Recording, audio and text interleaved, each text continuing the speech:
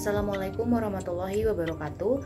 Perkenalkan, nama saya Kasin Nurista Masukun dengan nomor NPM 022 722 11 032. Saya dari kelas 4A Program Studi Akuntansi Fakultas Ekonomi dan Bisnis Universitas Hairun, Kota Ternate. Pada kesempatan kali ini, saya akan membuat sebuah video mengenai etnografi, yang dimana tujuan pembuatan video ini adalah untuk memenuhi tugas dari mata kuliah metode penelitian, yang dimana mata kuliah ini diampu oleh yang terhormat Bapak Dr. Swito SEMSI. Semoga dengan adanya video ini dapat memberikan manfaat bagi kita semua. Selamat menyaksikan.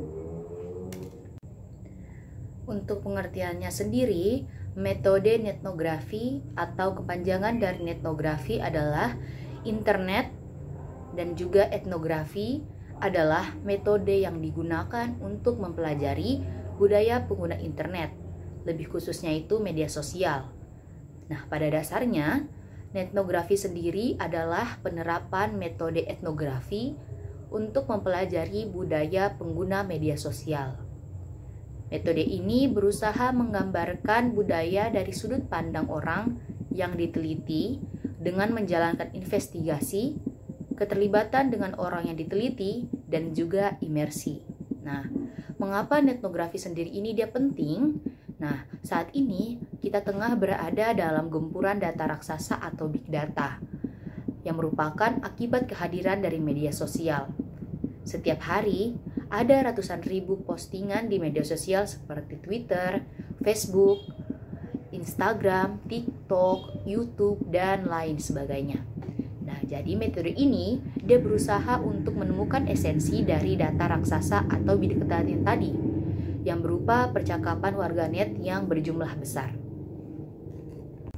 Baik, untuk jurnal-jurnal terkait, di sini saya akan membahas mengenai studi etnografi belajar membuat podcast pada komunitas The Podcaster di media sosial Discord, yang dimana jurnal ini ditulis oleh Ibrahim Adnan dan juga Dudi Iskandar. Masyarakat kini mulai menikmati layanan streaming yang dinilai lebih fleksibel dan mudah diakses. Canggihnya perangkat digital di era modern ini seakan menghadirkan dunia dalam genggaman. Sebagaimana dibahas oleh Nasrullah pada tahun 2015 dengan World Without Secrets, bahwa kehadiran media baru menjadikan sesuatu yang mudah dicari dan juga terbuka. Penelitian dilakukan oleh Bonini pada tahun 2015 juga mengatakan bahwa kemunculan internet merupakan sebuah momentum untuk membangkitkan kembali konten audio yang sempat tergeser. Kebangkitan ini kemudian ditandai dengan adanya berbagai media alternatif seperti live streaming di situs radio, online, serta program radio yang didistribusikan melalui YouTube, media sosial, atau secara podcast menurut Febriana tahun 2018. Nah, berbeda dengan radio konvensional yang melakukan siaran secara linier, nah podcast ini dia hadir dengan format siaran on demand, yang dimana artinya pendengar dapat menentukan sendiri waktu dan topik yang ingin didengarkan menurut Fadila tahun 2017. Nah, sebenarnya podcast telah muncul pada lebih dari 1 dekade silam. Akan tetapi, saat itu podcast belum cukup diminati oleh masyarakat, hingga akhirnya podcast kembali meledak di Indonesia pada tahun 2018 menurut Yusra tahun 2019. Nah, kini podcast hadir setelah mengalami perkembangan dari berbagai aspek seperti teknologi, konten, serta peluang monetisasi. Nah, meskipun baru genap setahun, podcast bermuara, pertumbuhan peminatnya itu dia cukup signifikan. Pada tahun 2017 sendiri, Spotify dia meminta perusahaan riset kantor TNS mensurvei pendengar radio dan podcast di Indonesia. Hasilnya ini sangat mengejutkan. Hampir separuh pendengar audio menghabiskan waktunya untuk menyimak podcast lewat platform seperti Spotify. Nah, hasil wawancara Kata Data pada 4 Februari 2020 dengan 15 orang berusia antara 20 hingga 40 juga menunjukkan antusiasme yang tinggi terhadap podcast. Nah, berdasarkan penelitian kata data yang menunjukkan antusiasme yang tinggi terhadap podcast, maka membuat podcast yang merupakan hal baru di Indonesia ini menjadi menarik minat yang sangat banyak, sehingga hadirlah komunitas-komunitas untuk belajar membuat podcast. Nah, munculnya komunitas-komunitas di media sosial mengenai podcast ini didorong oleh keinginan belajar dan mengerti cara membuat podcast yang baik dan benar. Penelitian yang dilakukan oleh Tony pada tahun 2017 menghasilkan Facebook mengubah tatanan sosial dari pertemanan yang didasari oleh rasa kesetiaan menjadi teman dalam konsepsi verbal dan tulisan, tanpa melihat asal-usul, ras, golongan, negara, dan lain-lain. Komunitas inilah yang kemudian bisa banyak terbentuk di Facebook. Komunitas-komunitas di media sosial biasanya muncul karena adanya fasilitas ruang ekspresi itu sendiri dan kesamaan daya tarik menurut Maulida tahun 2017. Maka dari itu, lahirlah komunitas podcast yang bernama The Podcaster di media sosial lain yang bernama Discord.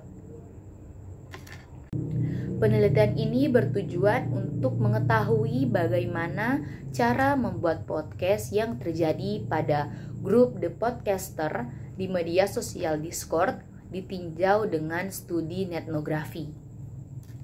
Dalam penelitian mengenai studi etnografi belajar membuat podcast pada komunitas The Podcaster di media sosial Discord, metode etnografi merupakan pendekatan baru melalui riset etnografik yang menggabungkan arsip dan interaksi secara online, membutuhkan pengamatan dan observasi dalam bentuk pengumpulan data secara digital, analisis dan representasi riset, menurut Kozinets tahun 2010.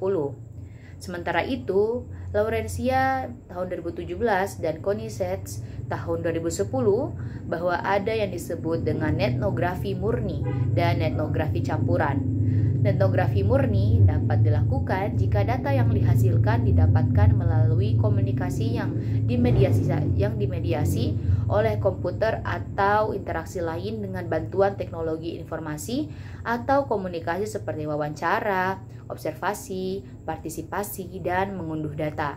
Sedangkan etnografi campuran dapat dilakukan ketika pengambilan data tidak hanya komunikasi yang dimediasi oleh komputer, tetapi pengambilan data diperlukan dengan cara melakukan interaksi tatap muka. Podcast ini adalah audio yang bisa didengarkan di mana saja dan kapan saja. Nah, hal ini sangat berbeda dengan radio.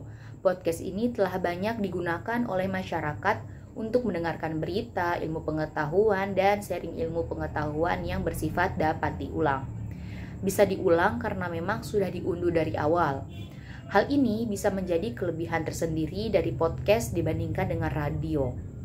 Bahkan, Anda akan dapat mendengarkan podcast sambil menunggu kereta, sambil menyantap sarapan, dan momen lainnya, dan memasukkan ke dalam gadget untuk lebih praktis.